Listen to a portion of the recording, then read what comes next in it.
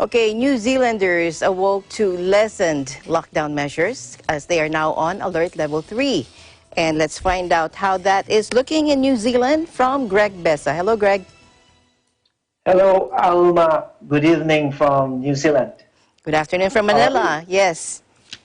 Go ahead, Greg. Yeah, as it was reported yesterday by Bea that New Zealand is gaining ground against COVID-19, the country has another single-digit number of cases today for the straight 10 days now.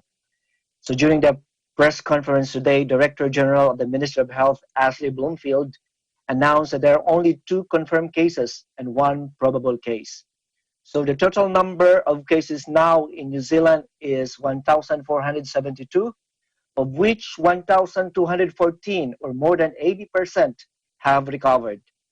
So far, the total number of death cases is 19, all of which are related to identified clusters.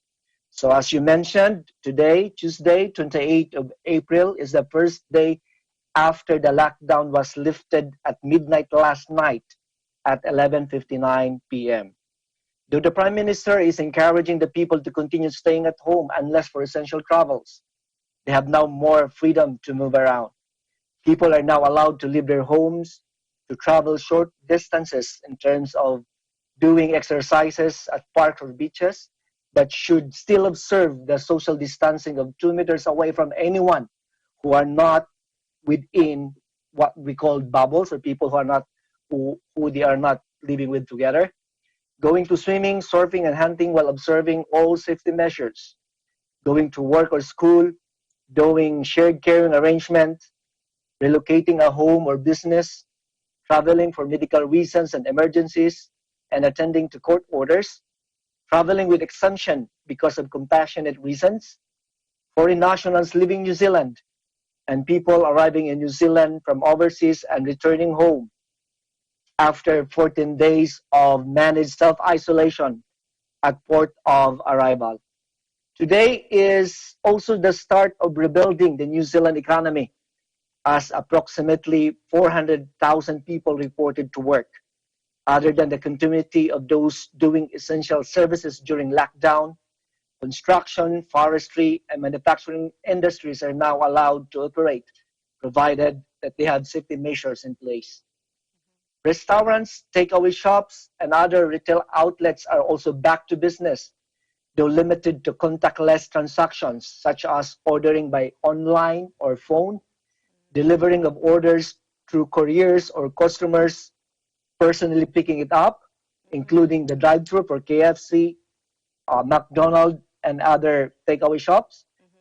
These businesses are still closed to do face-to-face transactions with customers. But for those who are able to continue working at home, the Prime Minister is encouraging them to do the same. Large gatherings are still not allowed. In terms of wedding and funeral ceremonies, attendees are limited up to 10 people only. The government will review the present alert level 3 after 2 weeks, and it will decide from there on whether the present alert level will be extended or be lowered down to alert level 2, which will further relax people-to-people interactions. Back to you, Alma. So will companies still be encouraged to enforce work from home arrangements with this alert level 3 measure? Yeah, it's the arrangement between the employers and the employee.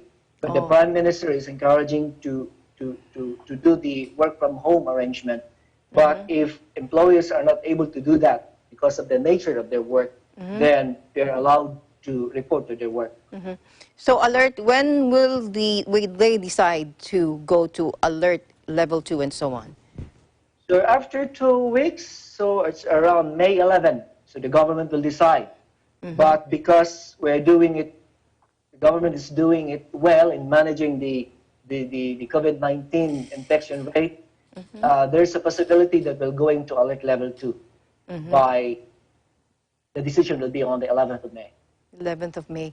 And what would be their criteria in deciding to going to alert level 2?